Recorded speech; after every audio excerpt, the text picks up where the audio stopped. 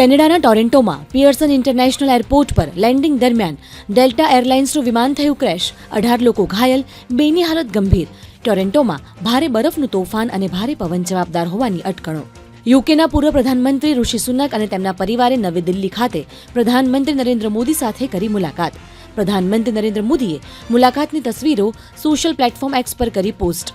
પીએમએ લખ્યું, ઋષિ સુનક ભારતના મહાન મિત્ર છે અને ભારત યુકે સંબંધોને વધુ મજબૂત બનાવવા માટે ઉત્સાહી છે. ઇલોન મસ્કે પોતાનો નવો એઆઈ બોટ કર્યો લોન્ચ. કંપનીએ દાવો કર્યો છે કે આ એઆઈ ગણિત, તર્ક અને વિજ્ઞાનની દ્રષ્ટિએ અન્ય મોડેલો કરતાં ઘણું સારું છે. ગ્રોક 3ને પ્રીમિયમ યુઝર્સ માટે લોન્ચ કરવામાં આવ્યું છે અને કંપનીએ કહ્યું હતું કે તેનું એપીઆઈ પણ ટૂંક સમયમાં રિલીઝ કરવામાં આવશે. ઉત્તરી માલીના બળવાખોરોનો દાવો, સેનાએ 24 નાગરિકોની કરી હત્યા. રોયટર્સના અહેવાલ મુજબ આ નાગરિકો ગાઓ શહેરથી અલ્જેરિયાની ઉત્તર તરફ જઈ રહ્યા હતા.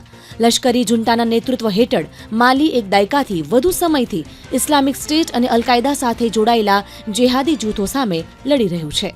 ઇટલીનો કોન્સર્ટ રોબોટ બાંધકામ કાર્યમાં પરિવર્તન લાવી શકે છે. ડ્રિલિંગ, લિફ્ટિંગ અને તેથી પણ વધુ કાર્યો માટે રચાયેલ તેનું મોડ્યુલર બિલ્ડિંગ કાર્યો ખૂબ ઝડપથી કરી જાણે છે. એઆઈ અને સેન્સર સાથે તે ટૂંક સમયમાં માર્કેટમાં સ્વતંત્ર રીતે કાર્ય કરતા જોવા મળી શકે છે. ઓસ્ટ્રેલિયાની સેન્ટ્રલ બેન્કે 4 વર્ષમાં પહેલીવાર વ્યાજ દરમાં ઘટાડો કર્યો છે. જો કે હવે આગળ વધુ ઘટાડો કરવા અંગે સતર્ક છે. ટ્રેઝરર જીમ ચેલ્મર્સે જણાવ્યું હતું કે આ નિર્ણય સૂચવે છે કે દેશે તેના ફુગાવાના સૌથી ખરાબ પડકારોમાંથી બહાર આવી ગયો છે.